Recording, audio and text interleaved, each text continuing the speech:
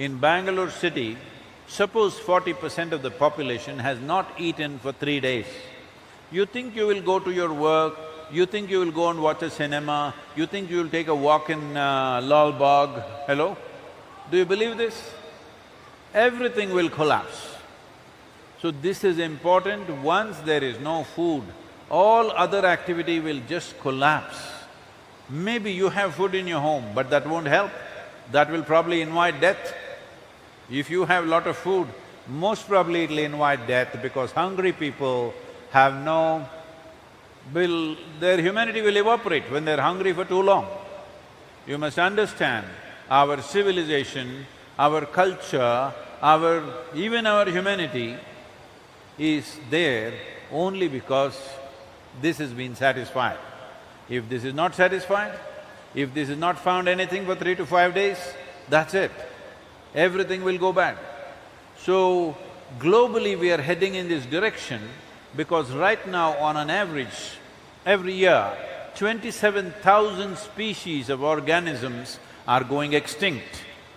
27,000 species, you heard it right. I'm not talking about 27,000 organisms. 27,000 species are going extinct per year. So this biodiversity is sliding like this.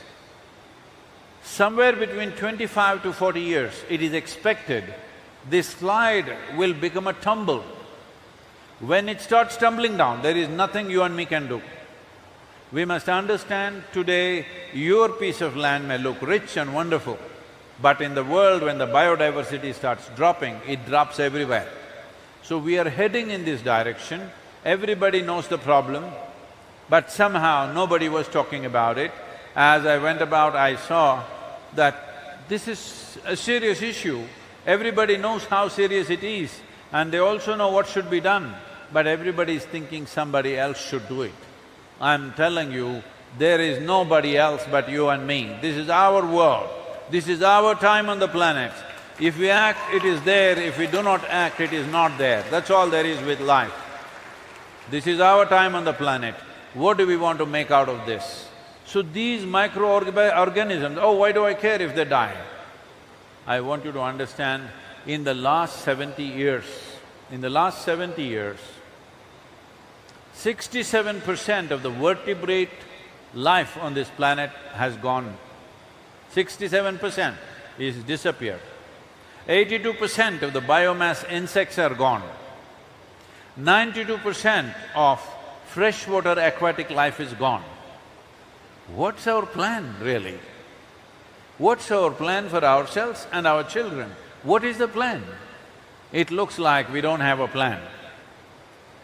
Albert Einstein said something very disparaging about Indians. Shall I tell you? Because he's supposed to be an intelligent man. He said, Indians cannot think beyond 15 minutes. I want to prove he met the wrong Indians. Hello? He met the wrong Indians. Can you think not for 15 minutes? Can you think the well-being of yourself, this nation, the people and the world for at least 50 years? Hello? If you don't think, then you should have been an earthworm, because you only deserve that sized brain. This sized brain is to be able to think, imagine and create what we can do in the next 50 years at least, if not 500. Hello? Should we or not?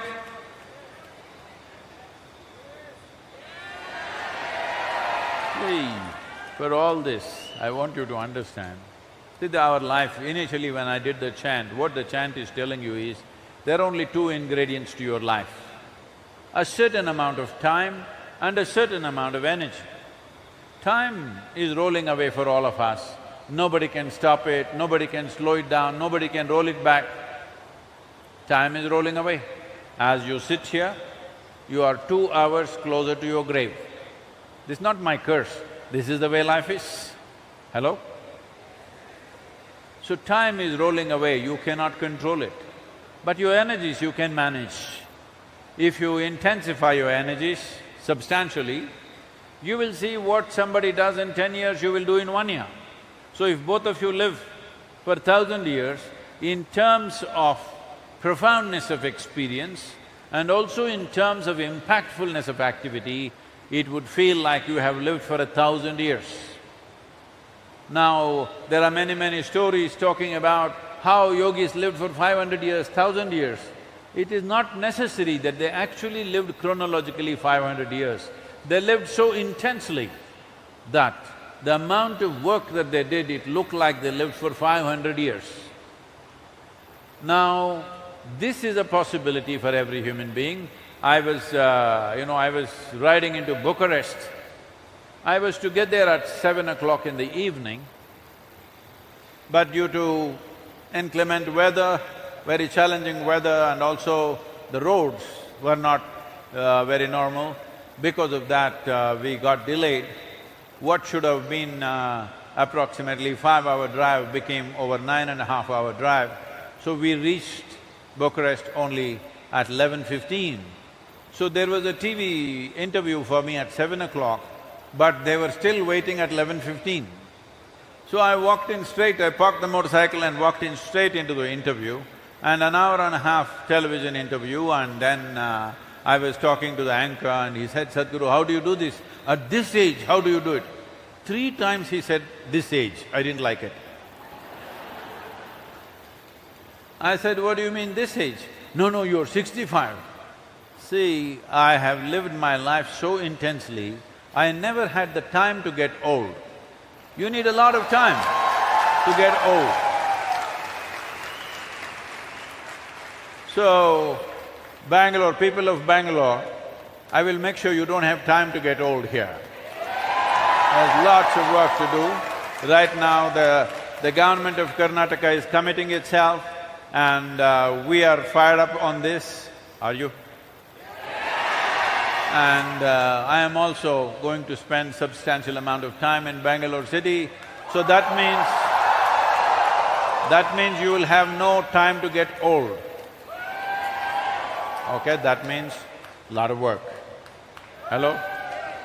So, it's been from 1994, from 94 to now is how much? 28 years, huh? 28 years. To build a yoga center in Coimbatore city, it took 28 years to bring it where it is. Today, it is a significant place in the world. It is on the world map in a very important way. But wait, I will tell you the… there's a rider, but I want Bangalore center to be in that level of popularity and function in 3 years' time. Are you ready? Then save your hands, don't clap and waste your time. Save them, keep them strong, keep yourself well, because this is important in our lives. If we get to do something bigger than ourselves, that's the best thing that can happen to us. What are you saving yourself for? To be very fit and healthy in your grave? Hello? No. It's important you expend life. Don't try to save it. There is no way to preserve life. Only dead can be preserved. Life has to be lived. You cannot preserve it. So, many of the youth, before January, you clean yourself up, get all the spirits out of you, smoke out of you, everything. I got a lot of work for you. Hello? And I will fill you with another kind of thing which will leave you always stoned. Not up and down like what you're doing, just on all the time. You ready? So, save soil as a movement.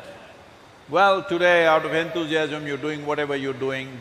It is important, this is how human societies work, that first we think about it, then we get emotive about it, then we start thinking how, and then action. This is how human societies function.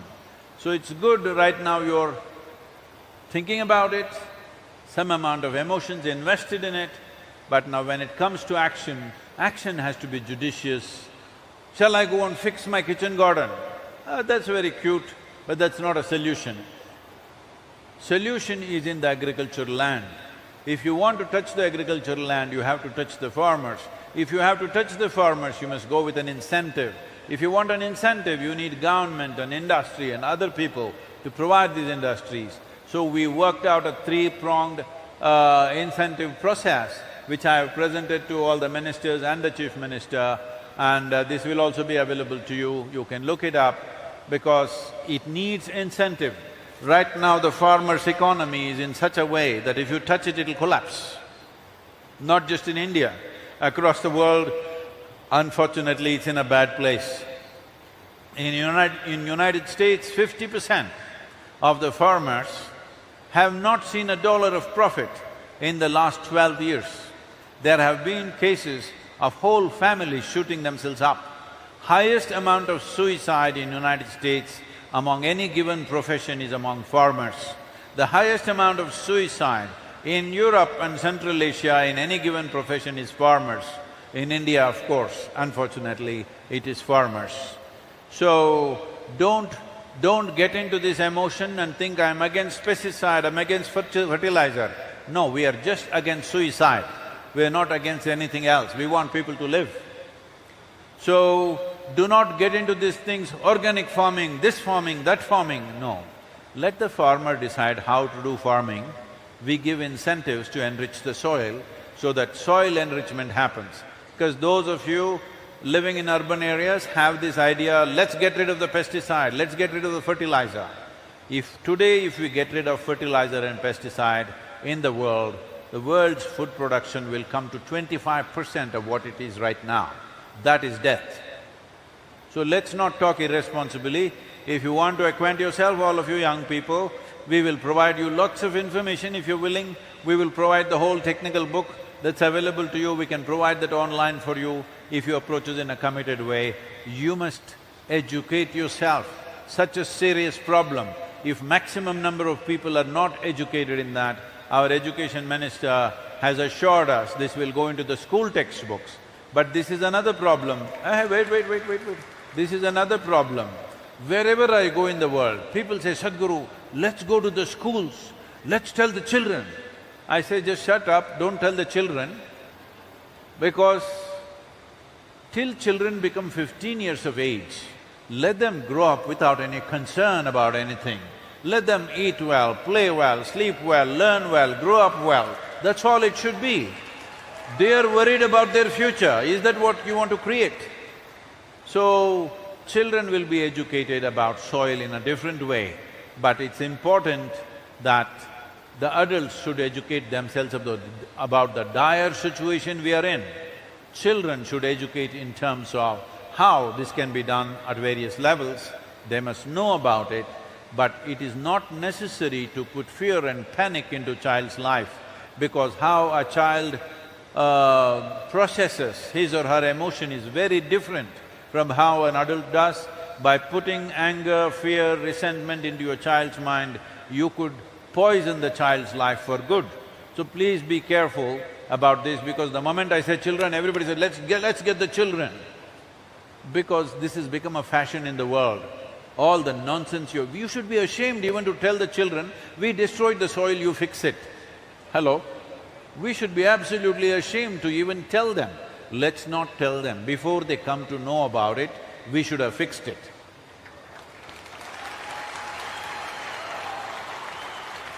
So, thank you very much, all of you.